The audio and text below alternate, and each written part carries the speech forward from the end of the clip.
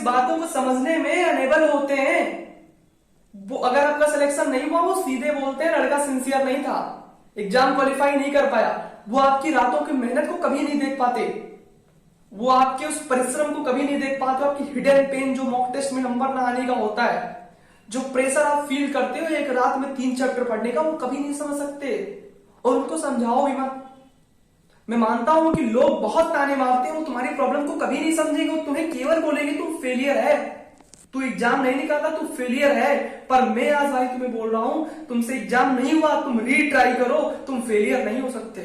मैंने अपने जीवन में भी कुछ नहीं किया, पर मैं 1000 एग्जाम्पल्स को जानता हूं, मैंने 1000 लोगों से बहुत सारी चीजें सीखी हैं। अगर आज अपनी लाइफ में आप किसी भी प्रिपरेटरी फेज में हो, किसी भी चीज की प्रिपरेशन कर रहे हो और आपको फेलियर मिला है या आगे फेलियर मिलेगा, without failure you can't imagine your success. बिना फेलियर के तुम्हें सक्सेस नहीं मिलने वाली है, ये बात आप भी जानते हो, हम भी जानते हैं।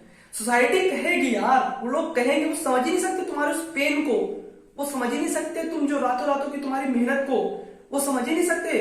वो तो यही बोलेंगे तुम सिंसियर नहीं थे, तुम्हें पता है तुमने कितनी मेहनत की थी। वो इस चीज को कभी नहीं समझेंगे। आज हजारों बच्चे ऐसे होते हैं जो सुसाइड करते हैं। सुसाइड क्यों करते हैं? सुसाइड क्यों करते हैं? उसका मेन कारण है प्रेशर, और वो प्रेशर सोसाइटी का होता है। बच्चा 28 साल का हो जाता है, 30 साल का होता है, 32 साल का हो जाता है, वो अपना ड्रीम नहीं छोड़ता है, वो लगा रहता है, वो किसी कारण से अनसक्सेसफुल रहता है, एग्जाम क्वालिफाई नहीं होता है, वो लगा रहता है। लोग कहते हैं 32 साल से पढ़ा रहे, बुढ़े हो गए, शादी करने वाली उम्र हो गई, अभी एग्जाम नहीं निकाल पाए।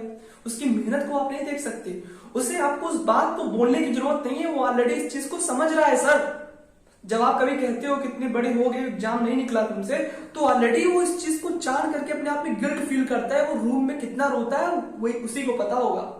आपको बोलने की जरूरत नहीं है, और आप किसी बंदे को उसके फेलियर से नहीं जज कर सकते कि वो आगे क्या बनेगा, वो आगे क्या होगा।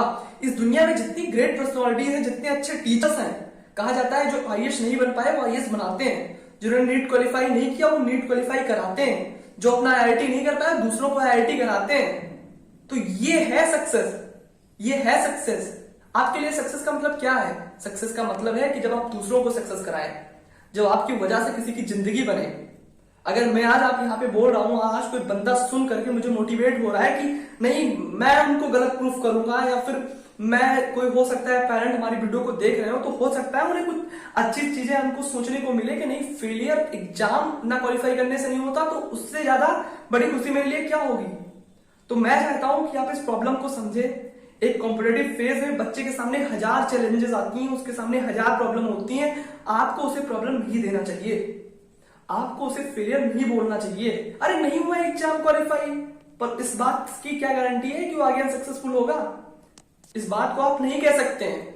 वो हो सकता है बहुत बड़े कंपनी का मालिक बन जाए, हो सकता है जिस एग्जाम की आप प्रिपरेशन करा रहे हो उससे कहीं ऊपर उसकी अर्निंग हो, उससे कहीं ऊपर उसकी पावर हो। आप उसे एग्जाम से जज नहीं कर सकते, तो आप प्लीज ना जज करें।